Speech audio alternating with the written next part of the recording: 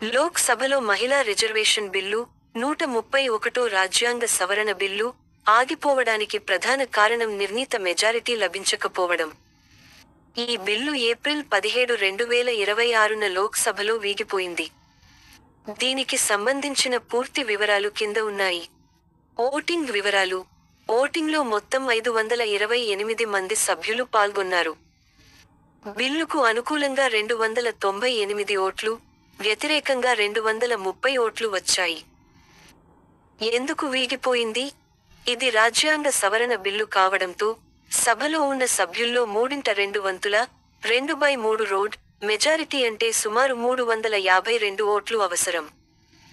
కానీ బిల్లుకు కేవలం 298 ఓట్లు మాత్రమే రావడంతో ఇది వీగిపోయినట్లు స్పీకర్ ఓం బిర్లా ప్రకటించారు.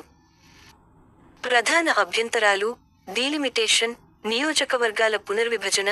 మహిళా రిజర్వేషన్లను నియోజకవర్గాల పునర్విభజనతో ముడిపెట్టడాన్ని ప్రతిపక్షాలు తీవ్రంగా వ్యతిరేకించాయి. దక్షిణాది రాష్ట్రాల ఆందోళన. జనాభా ప్రాతిపదికన డీలిమిటేషన్ జరిగితే దక్షిణాది రాష్ట్రాలకు లోక్సభ స్థానాల సంఖ్య తగ్గి అన్యాయం జరుగుతుందని కాంగ్రెస్, డీఎంకే, తృణమూల్ కాంగ్రెస్ వంటి పార్టీలు ఆరోపించాయి. OBC quota. రిజర్వేషన్లలో ఇతర వెనుకబడిన తరగతుల ఓబీసీ మహిళలకు ప్రత్యేక కోటా ఉండాలని కూడా ప్రతిపక్షాలు డిమాండ్ చేశాయి.